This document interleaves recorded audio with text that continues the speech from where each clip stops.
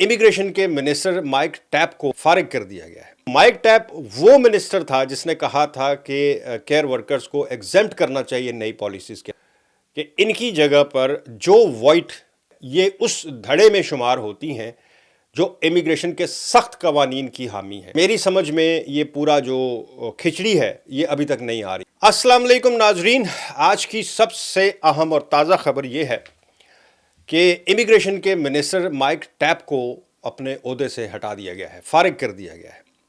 Mic tape immigration کے state minister تھے، یعنی دو ہوتے ہیں بیسیکلی، وہ بھی ایم پی ہے، شبانہ محمود بھی ایم پی ہیں، لیکن ایک کو فل ہوم سیکٹری کے عہدے کا یعنی فل منسٹر، ایک اسٹیٹ منسٹر ہوتا ہے جو امیگریشن کے اندر یا ہوم آفس کے اندر ڈیفرنٹ سیکشن جو ہوتے ہیں ان کا انچارج لگا دیا جاتا ہے۔ تو یہ جو تھے مائک ٹیپ، ان کو امیگریشن کے اسٹیٹ منسٹر کا عہدہ تھا ان کے پاس، وزیر ہی ہوتا ہے یہ بھی، ان کو فارغ کر دیا گیا ہے جی، اور ان کی جگہ پر جن کو لگایا گیا ہے میں ان کا تعارف بھی آپ سے کروا دیتا ہوں۔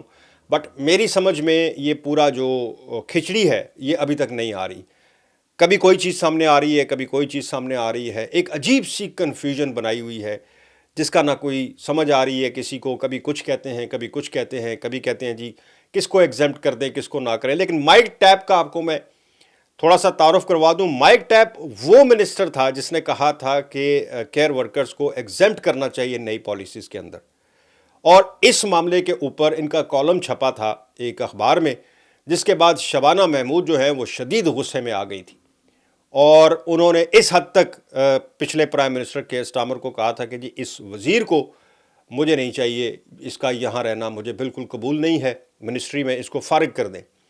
اور کیئر سٹارمر نے ان کی شبانہ محمود کی اس درخواست کو نامنظور کر دیا تھا، اس کو فارغ کرنے کی۔ انہوں نے کہا تھا کہ چلنے دیں، ابھی دیکھتے ہیں، انکوائری کریں گے، یہ کریں گے، وہ کریں گے۔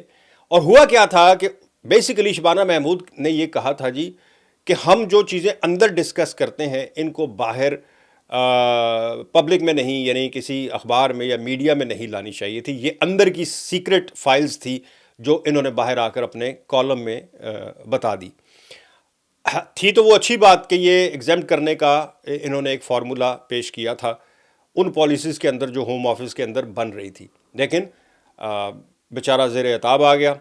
یہ ایکس فوجی بھی ہے، مطلب فوج سے ریٹائر ہو کے تو وہ سیاست میں آیا تھا، اب ایم پی ہے۔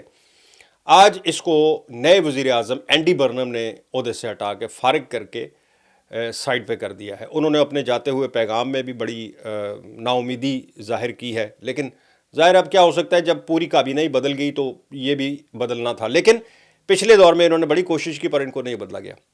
اب آ جائیں اس پارٹ کے اوپر کہ ان کی جگہ پر جو وائٹ جو ہیں خاتون ایم پی، ان کو منسٹری جو ہے امیگریشن کا منسٹر لگا دیا گیا ہے۔ جو وائٹ کا جو ماضی ہے اس کو دیکھتے ہوئے اور جو ان کا پارٹی کے اندر موقف ہے، یہ اس دھڑے میں شمار ہوتی ہیں جو امیگریشن کے سخت قوانین کی حامی ہیں۔ یعنی ان کے اگر ماضی کے بیانات دیکھیں تو بوٹس کے حساب سے، بوٹس روکنے کے ہو معاملہ، اللیگل امیگریشن کا ہو یا اللیگل جو لوگ امیگریشن ورک کر رہے ہیں ان کا ہو، اسائلم کا ہو، کوئی بھی معاملہ ہو، یہ اس پر انتہائی سخت موقف رکھتی ہیں۔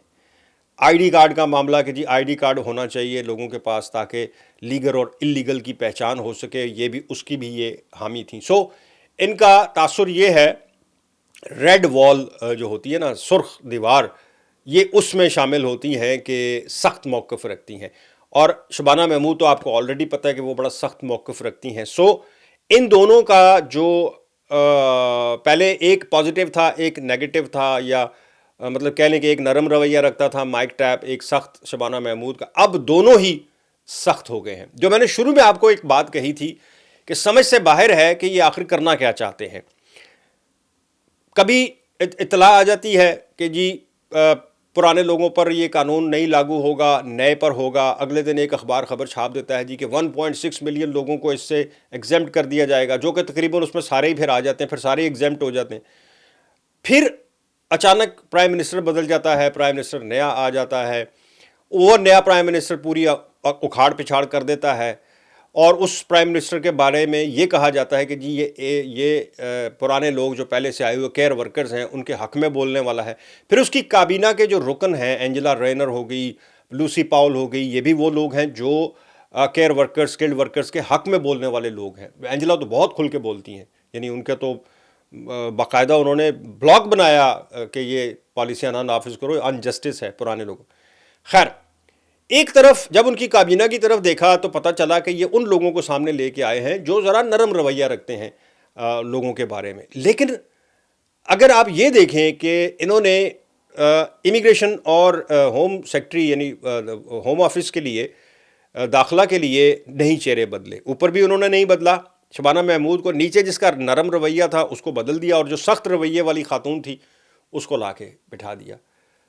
سو کرنا کیا چاہتے ہیں کوئی سمجھ نہیں آ رہی، یہ کیا کرنا چاہتے ہیں. لیکن اب پتہ کیا، اب لٹرلی مجھے بھی روز وہی ایک ہی بات کو گھما پھرا کر کرتے ہوئے اب ہمیں بھی کوفت ہونے لگ جاتی ہے کہ آپ نے جو کرنا ہے، آپ نے اتنا طویل ٹائم لے لیا ہے، لوگوں کو ایک عجیب سے وسوسے میں ڈال دیا ہے، ایسا ہو جائے گا ویسا ہو جائے گا، اب یہ کر دیں گے، ہو سکتا ہے یہ کر دیں، ہو سکتا ہے وہ کر دیں، لیکن ہو کچھ نہیں رہا. بھائی جو آپ نے کرنا ہے ایٹ لیسٹ لوگوں کو بتاؤ کہ انہوں نے کدھر جانا ہے.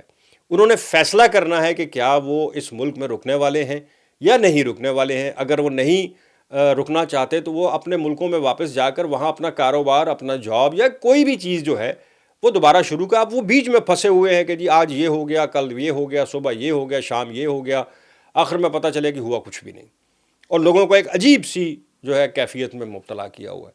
دعا کرے، پتہ نہیں کیوں اب مجھے بھی تھوڑی سی نا امیدی سی ہونے لگی ہے، ورنہ میں بڑا پر امید تھا مائک ٹیپ جیسے لوگوں کو دیکھ کر، اینجلا رینر جیسے لوگوں کو دیکھ کر کہ وہ حکومت میں آ گئے ہیں واپس، اور یہ لوگ ایک اچھا بلاگ بنا سکتے ہیں مل کر.